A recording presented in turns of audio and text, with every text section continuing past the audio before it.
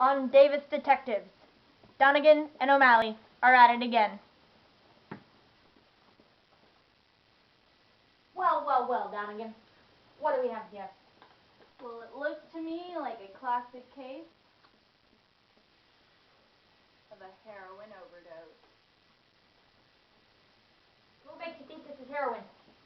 Well, besides the needle, why don't you check out those bottles behind you? Okay.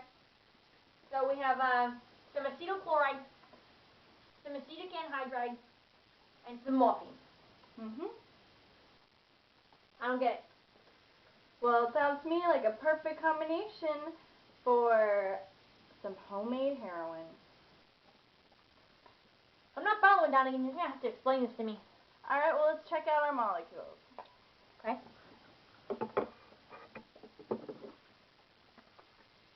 Okay. So, here we have our acetyl chloride. alright. And that's this molecule right here?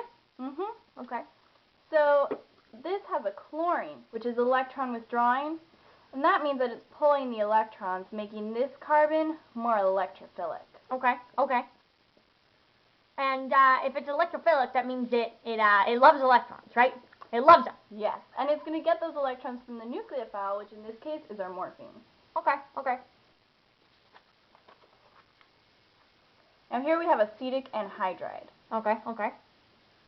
So that's this one we found right here? Exactly. Okay. Perfect. Alright, now this is our leaving group. Okay. And the leaving group is indicated by the box, right? Exactly. Okay. Okay.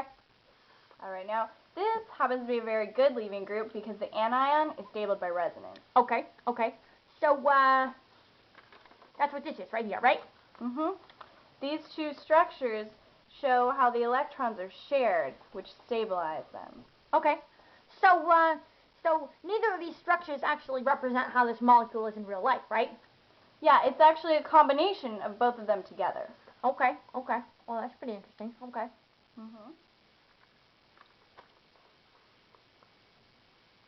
Alright, now here we have our reaction with morphine and acetic anhydride. The reaction works with acetic chloride as well, but for this case, we'll just look at the anhydride. Okay. Okay. Alright, now let's focus on these OH groups right here. Okay, that's going to be easy for me, because purple's my favorite color. There you go. Alright, now these electrons on this oxygen will attack the electrophilic carbon, and then these electrons will move on to that oxygen. Okay, okay.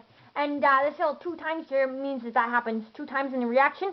So there's one acetic anhydride for each alcohol group and the morphine? Exactly. Since there's 2 alcohols, you need 2 acetic anhydrides. Okay, okay. Got it, O'Mally. I don't know what I'd do without you, Donnagan. Alright, now for simplicity, we just wrote morphine in a box attached to our OH group. And you can see there's a positive charge on this oxygen, and we're going to get rid of that charge by deprotonating it and getting rid of the hydrogen. Okay, okay. These electrons on this oxygen are going to move down, and then we're going to have 5 things on a carbon. But you can't do that. You can't have 5 things on a carbon. It's only got to be 4. Exactly. So these electrons will move on to that oxygen, and the leaving group will leave. Okay, and the leaving group is indicated by that box again. Yeah? Exactly. Okay. I gotcha. I gotcha.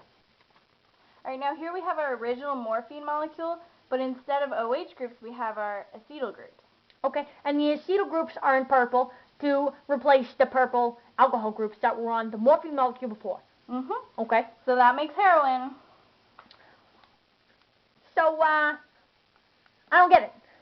Why did this guy even bother making heroin when he had morphine in his house? Well, O'Mally, I'm glad you asked.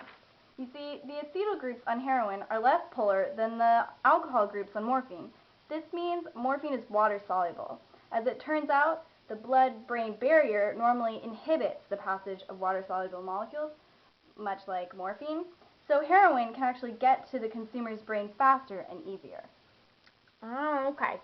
So, it's kind of more of an intense feeling. You know, more euphoric, more, You when people got do it, this O'Mally. crap. So, if this acetylation business does this to people, I think we should just ban it. Let's outlaw acetylation. Do it right now. You and me, Donnagan. Well, that could be a good idea, except for that's how we get aspirin, by acetylating salicylic acid. So, we would be doing the good people of Davis a disservice if we outlawed this thing, because it does great things like acid. Yeah, so it's actually an important reaction in chemistry. But in his case, This looks like a bad acetylation. exactly. Looks like we solved another one, O'Mally.